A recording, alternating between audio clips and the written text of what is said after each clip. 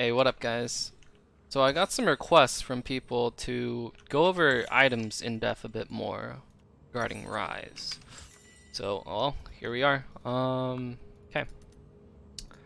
So let's go over the essentials.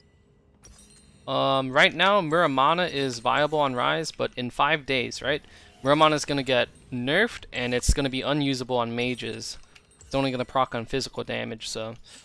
With that in mind, I'm just going to go over how I would play Ryze for the next 3 weeks after the patch comes through.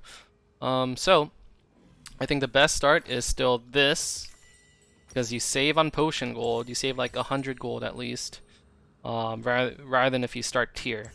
I think starting tier is a big waste of gold. By the time you can actually afford Archangels after finishing your mythic, right? Tier is going to be fully stacked for like a few minutes, so it doesn't really help to stack tier that early. Anyways, other than starting items, let's go over some essentials. Dark Seal, this item is broken. I went over this once before in another video, but this thing can give you 65 AP. That's worth as much as this, if not even more. It's worth even more than this. Dark Seal, if you get 10 stacks, is worth like 1.4k. So this item, whenever you have a free slot, just buy it. It's really good for you. Alright, moving onwards.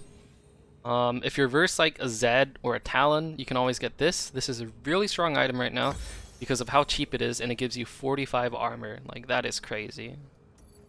Yeah,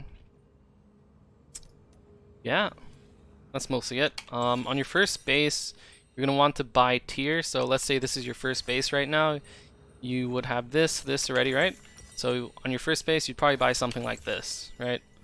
And then you're gonna try to build towards Lost Chapter, and you're gonna look to finish Liandry's. So right now, Liandry's is like indisputably the best mythic to go on Ryze. However, that's gonna change next patch because they're gonna add CDR to Ludens. This is going to give 20 ability haste, so Ludens is going to be viable next patch, but for the next 5 days, while this thing has 10 ability haste, it's not the best. The best is still Liandry's because it gives a lot of ability haste. So that's why this is really strong. People were asking me regarding legendary items. They were a little confused on what the build path should be. Here's what I think the build path should be in every single game, okay? So obviously, you start this, then when you can afford it, get these two. Afterwards, your upgrade, right? Get some boots when you can. You don't need to upgrade yet, okay? And then you can finish Liandry's, finish your mythic, right? And then afterwards, you will build into this, of course. Let's look at my ability power, right? I'm gonna stack tier, and it's gonna go up to an insane amount. 220, 260, okay? This thing gives me 168 ability power, okay? That's a huge spike, okay? Obviously, after these two items, or maybe even before it, if you need magic resist or tenacity early, then you can get this before you finish Archangels. But your boot choices are, it's going to be Mercury Treads most of the time if you're versus like Syndra Oriana, or they just have a lot of ability power damage, or they have a lot of CC. Most of the time it's going to be Merc Treads. This is really good boots to buy. If you're ahead or they don't have enough threats on the enemy team, then Lucidity Boots is really good because it's cheap and it gives you ability haste. If you're really ahead, you can go Sork Shoes. Swifties is pretty bad. Obviously, these two are bad. Plated Steel Caps, you would only go this if the enemy is full AD, okay? Because you're going to end up building Zanya's later anyways, right? Okay, so... Alright, so you got 3 items, right? And then you got your Dark Seal. Your next item, 4th item, is going to be... You have 2 options, okay? You can either go Zanya's. Let's say they have a lot of dive, and they're really just messing you up in team fights. Then you would go Zanya's. Or Banshees if they're like full AP. You know? One of the other. So 4th item is either going to be Zanya's or Banshees, right? Or if they have no threats on the enemy team, and you can just DPS safely... Deathcap. Deathcap is huge. Look at how broken this is, okay? Seraphs, this gives 130 AP now off of the passive. It only gave 100 earlier, but this just went up by 30 because of Deathcap. So this is a 200 AP item. And then this thing as well gives 145. So Seraphs gives almost as much as Deathcap now. Okay.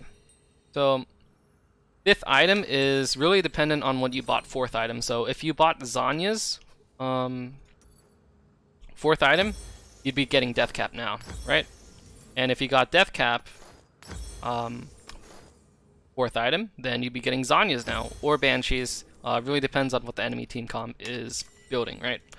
And then you've been sitting on your Dark Seal for like, I don't know, like 30 minutes at this point. This should be giving a lot more AP than it is right now, because you would have stacks, of course. And then last item is, it really depends, because Liandry's gives % magic pen, right? Void Staff is not as necessary.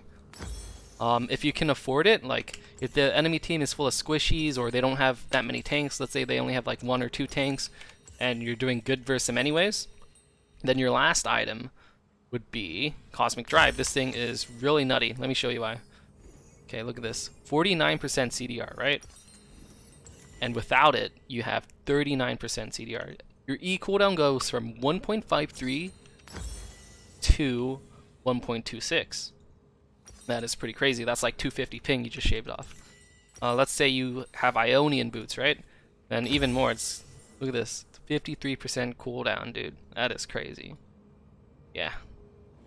So the essentials are these 2 items you always need. Obviously you need boots. And then fourth item is one of these 2, Deathcap or Zanya's.